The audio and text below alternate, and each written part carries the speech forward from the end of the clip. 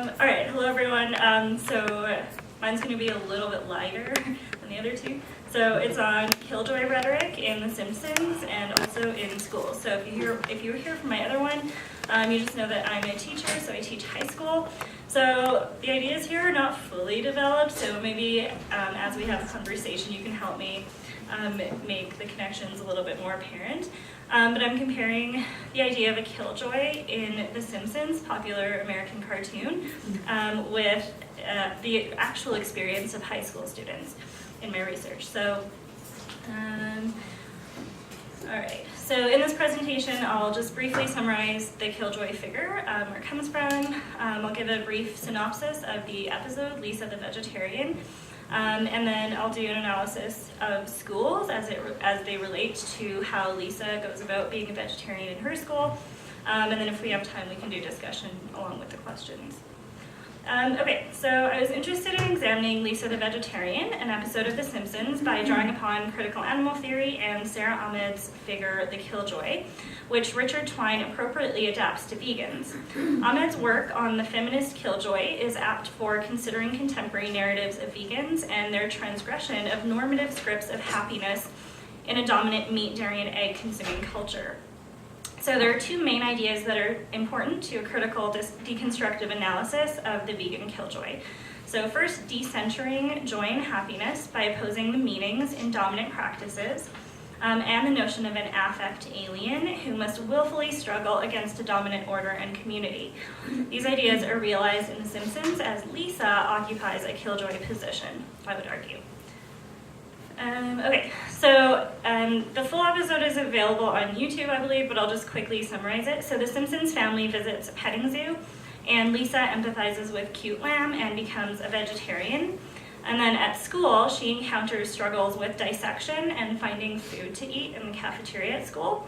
And then at home, she's again ridiculed by Homer and Bart, so that's her dad and her brother, and is laughed at for bringing gazpacho, which is like a soup, to a barbecue. Probably relate to that. And then the resolution at the end of the episode is that everyone is entitled to their own opinion and that vegetarians should not be pushy.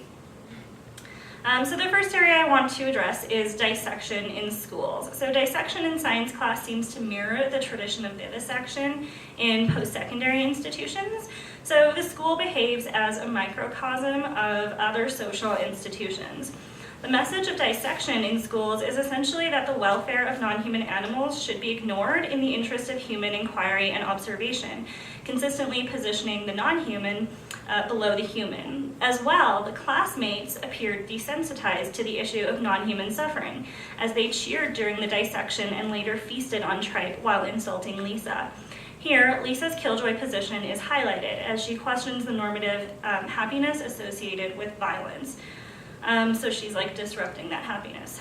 Interestingly, the behavior of the children here, while comical in terms of its absurdity, actually parallels academic documentation of dissection as a means to view non-humans mechanistically. So I'll just give you a quote from a student in my own research. So I've changed all the names.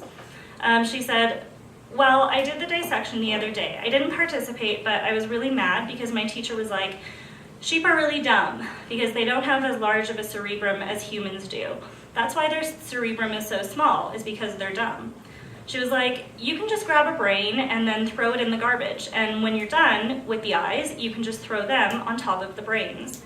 And I was like, oh my gosh, please have some respect. So in this instance, non-human animal otherness is exemplified by the teacher's representation of sheep as unintelligent. Assuming a lack of intelligence facilitates and permits the dismembering of sheep body parts, as well as the unceremonious and haphazard discarding of those parts. As well, the teacher's instructions here highlight the nature of non-human lives as insignificant and disposable. So non-humans generally make their way into post-secondary institutions, again, through the cafeteria or the vivisection lab. And again, this is mirrored in K-12 schooling. So that translates to the cafeteria or the dissection lab in science. So the situation with Lisa Simpson's lunch is not hyperbolic. So looking at the menu of a Calgary school, there were no definitive vegan options except for water and juice. So what happens in the cafeteria is Lisa asks the cafeteria lady, she says, well, they're given meat, and she says, I believe you're required to provide a vegetarian alternative, and the cafeteria lady hands her a hot dog bun and says, it is rich in bunly goodness. So that was actually pretty similar to the actual experience of the teenagers that I interviewed. So Anna says, it sucks because we have like this thing where every Tuesday or Wednesday we get these different snacks, and like this time we had pepperoni sticks, this other time it was like last week they had rice crackers, and everyone was like, oh, you can't have that. And so I said, why did they think you couldn't have it? And Anna says, well, because one of them had cheddar cheese on it and the other one was original. What is that? It's just like bright powder that they put on, like whey powder or something. It's not like actual cheese. For Anna, the interaction with classmates about food provided by the school reveals multiple layers of meaning. So the surveillance and policing of non-dominant viewpoints enacts power and employs a sense of control over the food choices of others. The statement by Anna's classmate assumes that Anna is incapable of making her own decisions about what to eat and positions the dominant viewpoint as a paternalistic authority. This authority is further carried out through the distribution of food that is assumed to be universally consumable. So like I talked about in the other one, there are a lot of colonial implications with circulating dairy products in schools that are ethnically diverse. A lot of Indigenous and non-Western populations can't digest dairy. Yeah, and also school meal programs have historically been attached to that idea of attaining perfectibility and the perfectibility of bodies. Yeah, so then that sort of leads to homogenization of diets. We don't have a lot of diversity then. Okay. Yeah, okay, so, sorry. Also problematic that schools have corporate partnerships with fast food companies. So I talked a little bit before about our Pepsi gym, but that also bleeds into the cafeteria a little bit. So it demonstrates a clear conflict of interest that seems contradictory to messages about health and nutrition that students receive in health class, for instance, at school. And again, Lisa occupies the space of a killjoy by pointing out the overt presence of violence in the form of dead non-human animals in the cafeteria. Furthermore, she is deemed a problem and an agitator, reflecting conceptions of the joyless troublemaker, which was also typical of feminist killjoys, according to Ahmed. So more on the agitator. The agitator label is essentially recognizing and then subjugating the killjoy. So the school's response to Lisa's activism demonstrates a perpetuation of an attachment to efficient operations of power in school. So the independent thought, okay, so what happens is when Lisa does bring up the point about the hamburger bun, I don't know if you've seen this episode, but the principal pushes the independent thought alarm. It's an actual button in like under his desk because children are not supposed to think independently. They're supposed to conform, right? Okay. So the independent thought alarm symbolizes the need for those supervising to act within networks of continuous surveillance and observation. The gaze of the powerful school administration is subdivided among the staff and what Foucault calls petty mechanisms. So the thought alarm would be an example of that, which together provide the eyes that see without being seen. So hierarchical observation make it possible for those in positions of concentrated power. So that's initially the lunch lady and then later the principal, and also the teacher who was teaching them the dissection, make it possible for those in positions of concentrated power to supervise and control individuals. So this is another conversation with my student, Anna. So she says, well, for me, I got an NY because I had to make a project. And I said, wait, what's an NY? And she says, NY is not yet. And I said, oh? She said, because I wrote, we're supposed to write on milk and protein in milk, and I wrote mine on soy milk. I said, so what happened? What did you do? She says, I didn't do anything about that. So your teacher, and she says, I guess she doesn't respect that, so she just left it at that, because she felt like she had no power to say anything to the teacher. Okay, so with Lisa, after discussing vegetarianism with Apu and the McCartneys, yeah, so they show up here in Apu's garden that he has above the quickie mark. The episode concludes with the message that those with non-dominant viewpoints should not try to change the views of others, and that this can cause more harm than good. So ultimately, vegetarianism is acceptable only if it remains passive and avoids confronting and interrogating the dominant speciesist paradigm. So therefore, this episode actually reinforces and strengthens speciesist ideologies as unchangeable and allows them to evade any real critique. So this is another quote from my student. A lot of the time I don't say stuff because I don't want to like give veganism a bad name. So I just try to avoid it, kind of. But like, I don't know. Most of my friends are really good about it. They appreciate it and think it's good, but it's adults, I guess. People just get unreasonably angry about it, which is like, okay, it's fine. They get pissed for no reason. Like, I don't know. I think that definitely people are like, I've definitely had some people explode. So I said, isn't that kind of problematic? Don't you feel like that's kind of silencing the vegan viewpoint? And my student Sylvia said, totally, but it's such a battle between, do I want to be a crazy vegan? Sorry to use the ableist language, but that's what they used. Do I want to be a crazy vegan, or do I just want to not get into an argument today? And like a crazy vegan, or you're just getting into a pointless argument that you know you're not going to win anyway, right? And my student Stephanie said, people think like by saying you're vegan, like even if it comes up in conversation, you're automatically trying to force them to become vegan.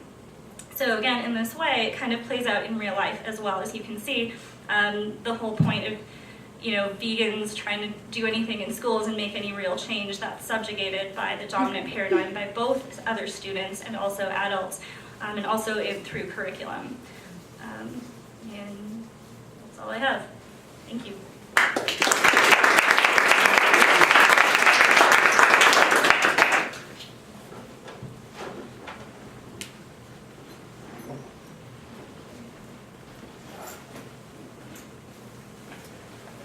Now we're going to open up the room to some discussion.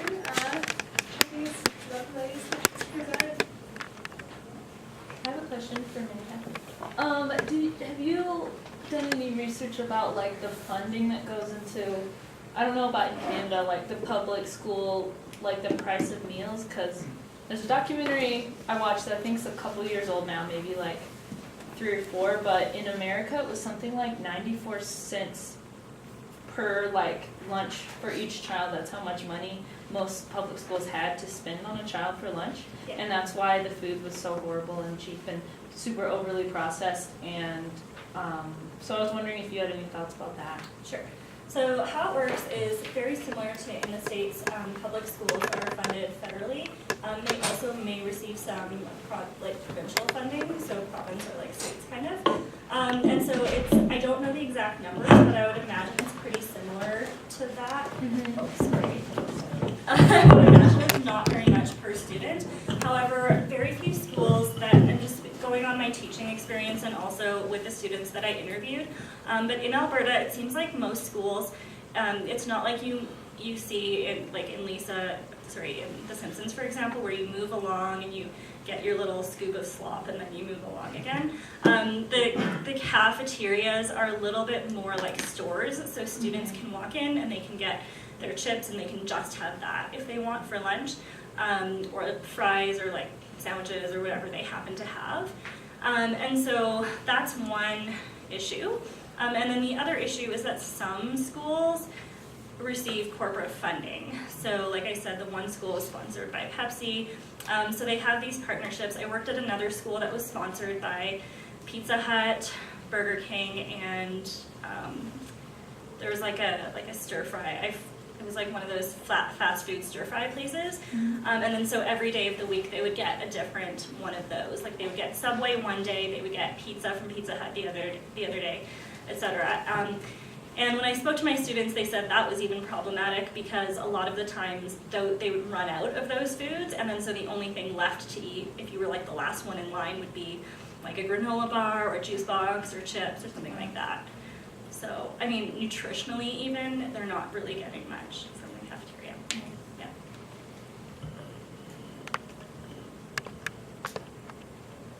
I have a question to Naya. Because you said that it's hard to find any images of the protests. And does it mean that somebody deletes them, like from Google, or what did you mean actually? Well, I think, I don't know, it's kind of interesting because I have friends that are up there, and they're doing live feeds, you know, the live feed on Facebook now that you can do, and the live feeds have been distorted, and it literally jumps around, so you're missing a lot of what's happening, and it's supposed to be a live feed, you know, this isn't supposed to be happening, but they're interfering, and they actually shut down a couple of people's Facebooks and like block them on Facebook because they're promoting this and everything. I was temporarily unavailable to use my Facebook the other day for like a whole day because that's all I was on my feed was this Standing Rock issue.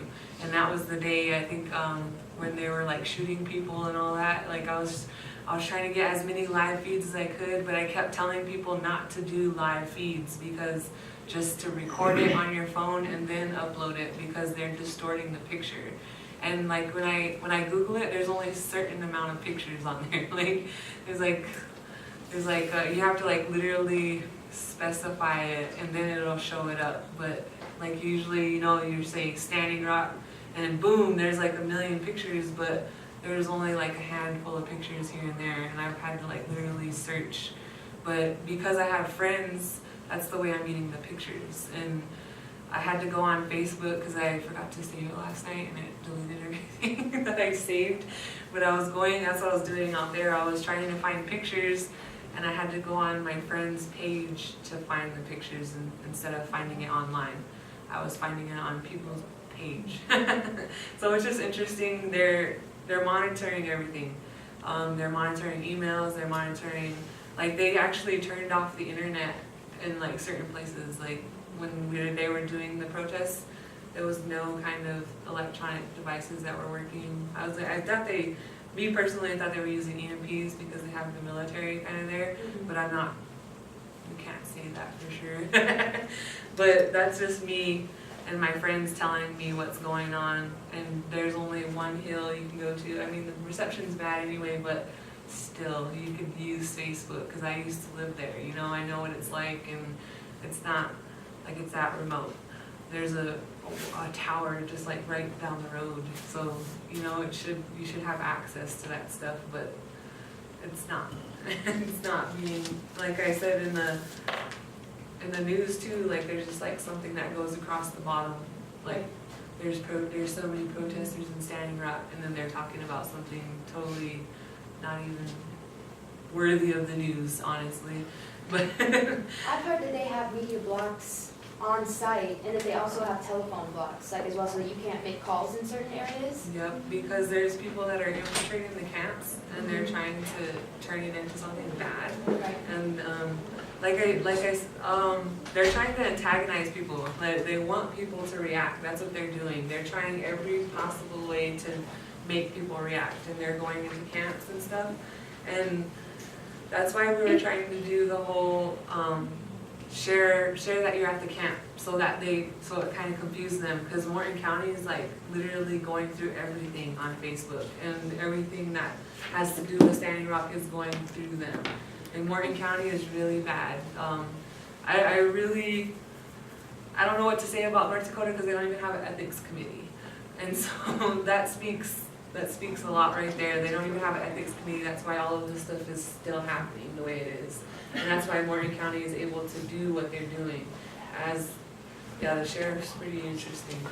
If you want to check it out, though, they have their own Facebook page, and it's called Morton County Facebook page, and it's pretty interesting what they put on there. And then they delete stuff too, because they put stuff on there that has actually helped us in a sense, showing that there's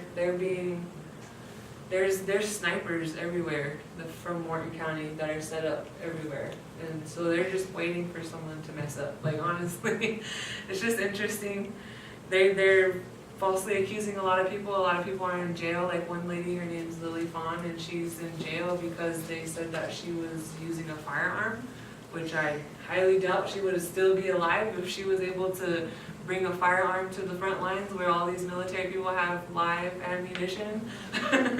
So that's just one of the cases, you know. She was one of the main people that was actually standing up and saying stuff, and they got her in there for attempted murder.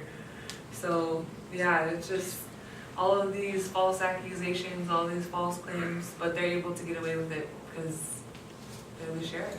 They're the county sheriff, they're the law supposedly. But they're totally overseeing the BIA, and it's just interesting how everything's working out. They're totally breaking every law that they've had in place for us. So how do we act, you know? And so that's why the tribal chairman, Dave Archambault, went to the UN Council and actually sat there and asked for help. And so they sent someone to camp, and this was just recently, I think maybe a week ago. And he actually documented everything that he saw. He documented it and he took it back, and they wrote a letter and they asked for it to be stopped. So he was really appalled at what he saw. And I was watching some of his videos, and it was just interesting to see that finally they're realizing what's happening, how we've been mistreated for years and years, and it's finally being documented, you know? And this guy, he's our main source right now for help. This man that came from the UN, because that's really the only help we have right now. So, especially with Trump. I have kind of comment. At my university, University of Nebraska-Lincoln, every spring they have getting to know where your food comes from. And it's put on and it's funded by agricultural farmers all around. So they bring live animals for display. You can reach into a hole in a cow to feel the insides. But what's the irony of it as well is they give out free food. So there's these chopped beef, pork sandwiches that people are eating while they're petting the cute, like baby pigs and things like that. So it's this strange kind of positioning of being aware of where your food comes from, but in this very kind of altered state, like, just kind of framing it in the best possible way, which seems in the previous presentation you give the affair of the sow and the pigs and things like that. So it's a very kind of sanitized framing of it. Exactly. Yeah, I know. I wonder too, like with this, like, I feel like the locavore movement is like kind of new, and so does anyone know what Carol Adams is absent referent? But she essentially said that the reason that like we eat non-human animals is because it's distanced from the actual mooing cow pasture. So it's interesting, like the locavore movement is trying to kind of make the connection and almost make people feel better in a way about having the referent be present. But it's still excluding a lot, so that's what we call the hidden curriculum. So they're showing things, but then there's a lot that's not being shown, and in that way they're sending a message that certain things will remain hidden, like the slaughter is hidden, the treatment is often hidden. So yeah, I agree.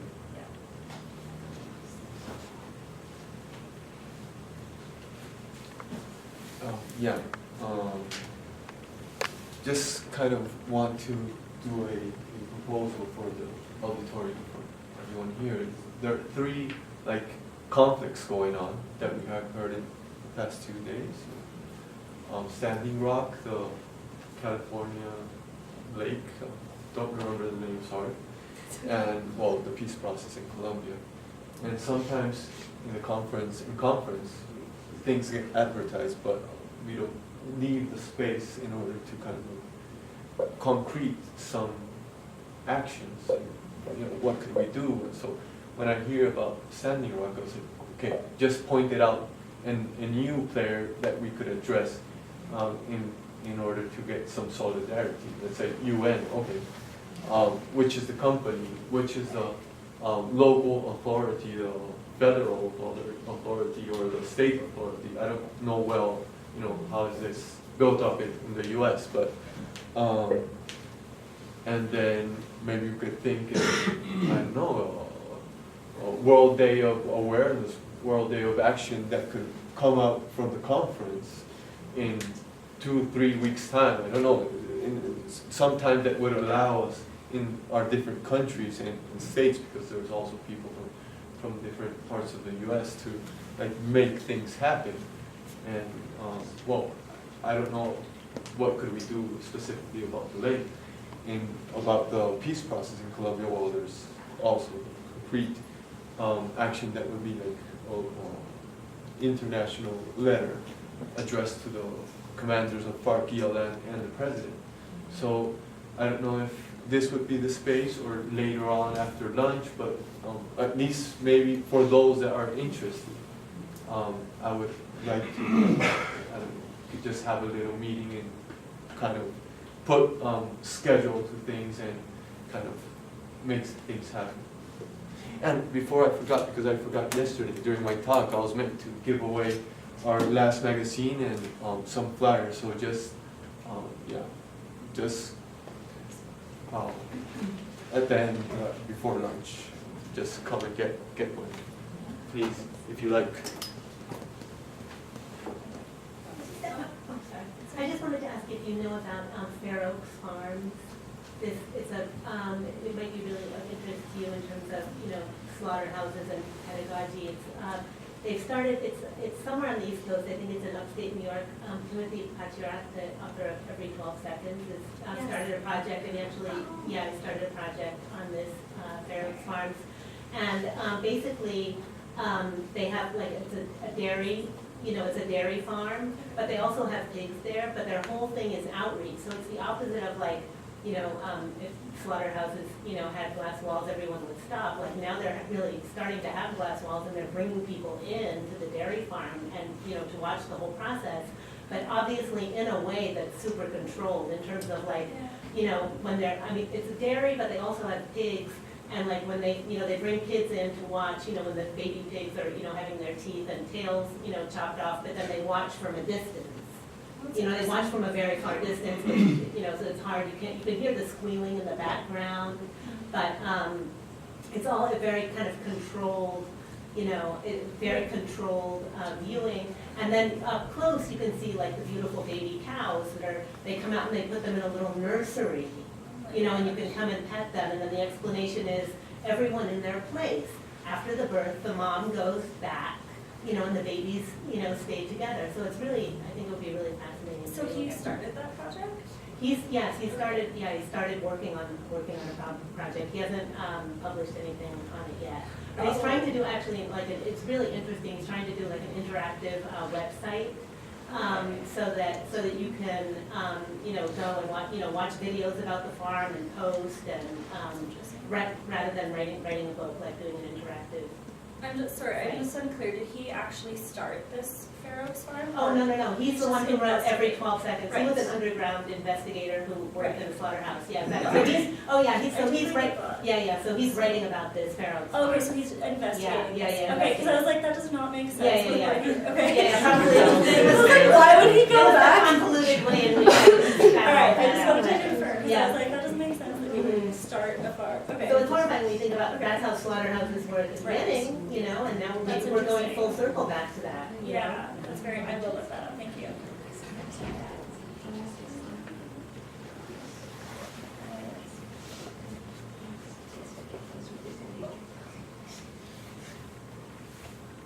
I just was thinking about the Australian context, that image with the military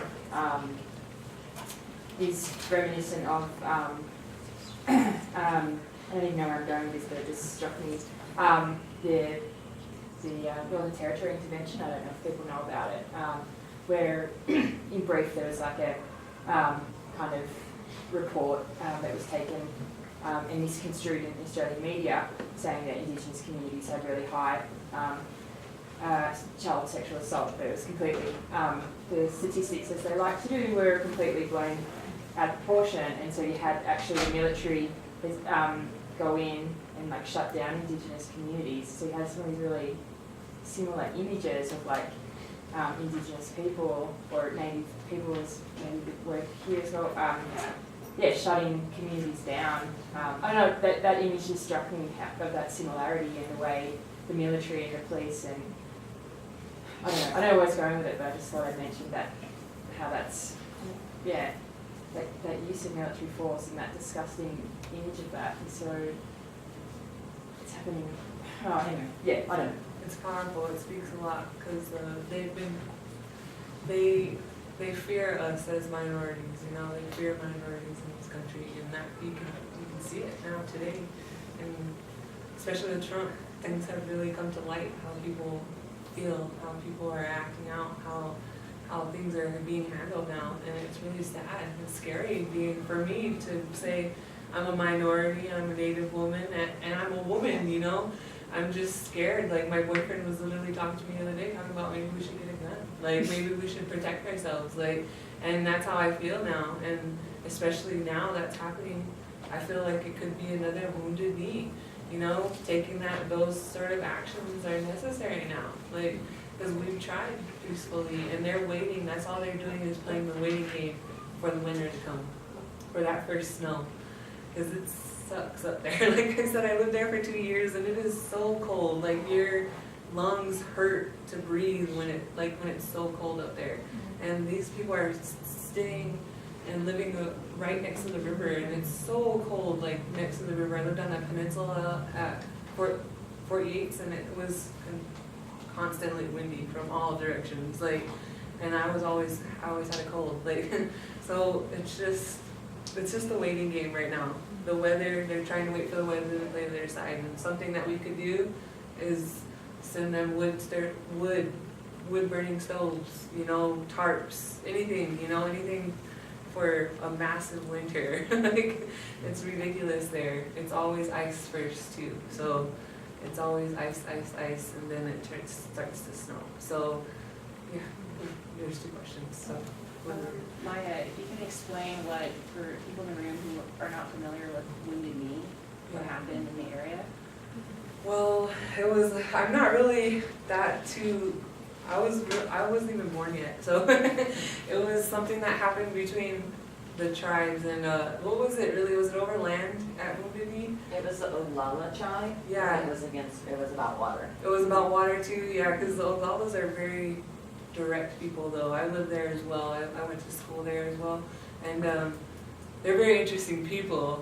They're very strong people, strong-willed people, and their women are very strong. And they don't back down when they're warriors. They're known to be warriors. So I'm guessing that it escalated very quickly there, because I wasn't born, but my uncle was a part of that. I had 2 people in it.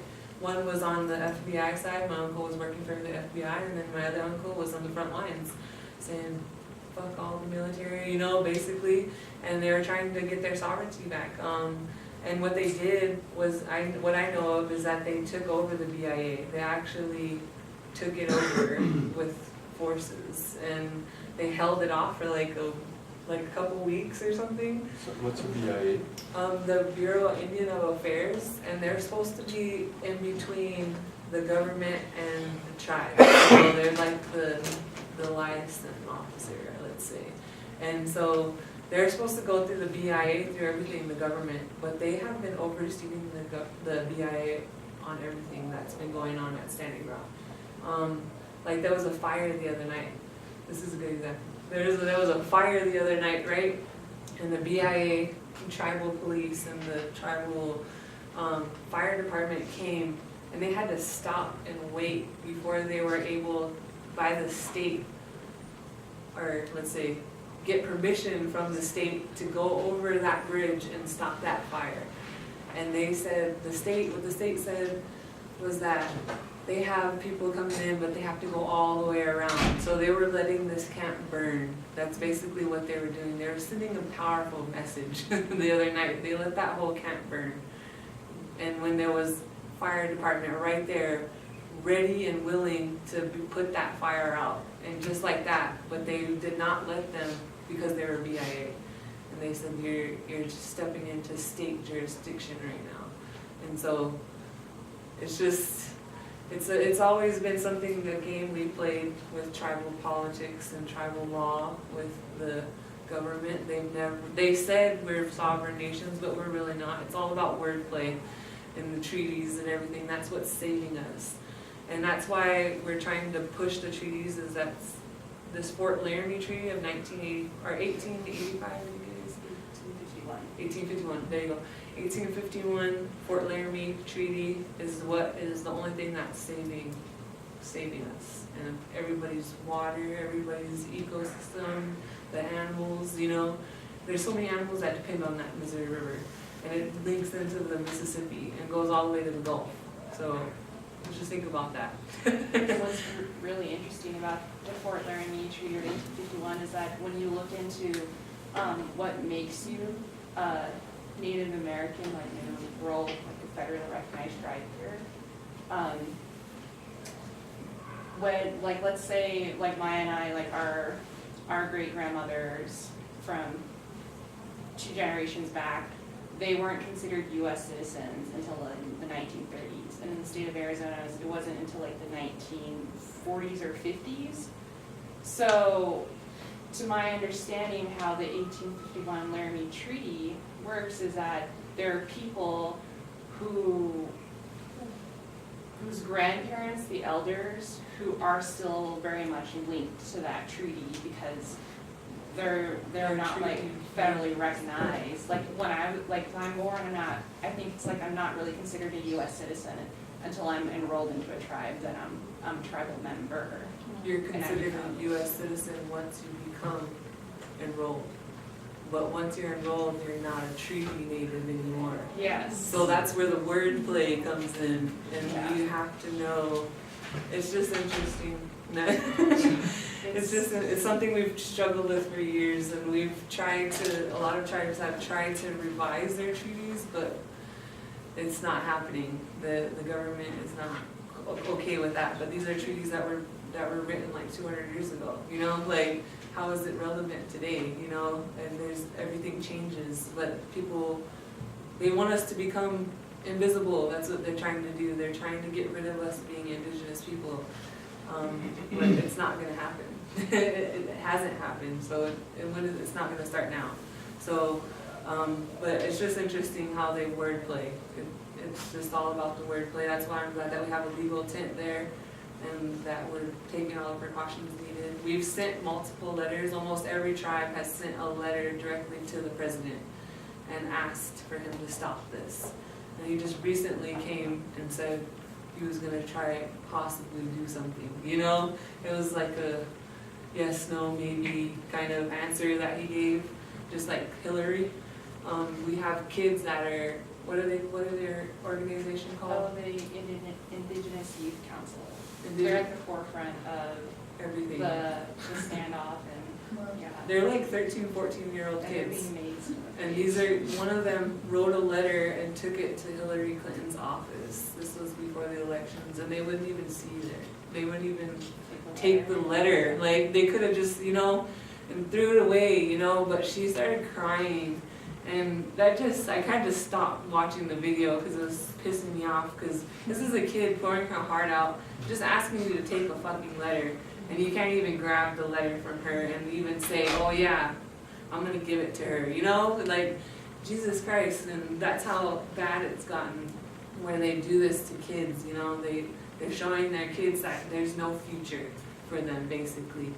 And I cannot stand for that. I will not stand for that. And we're supposed to be a good country, but we're the fucking worst country there is right now, to be honest. And we're the first peoples of this country, and if they can't respect what they promised us and what we gave them, they will not respect anything. They'll keep using, keep killing, keep putting these poor little animals, in risk. All of these animals around the globe they're going extinct, like, because of the way we act, the way we're so selfish and our westernized ways. And I just think it's interesting that these tribes are trying to show us, and Mother Earth is talking too.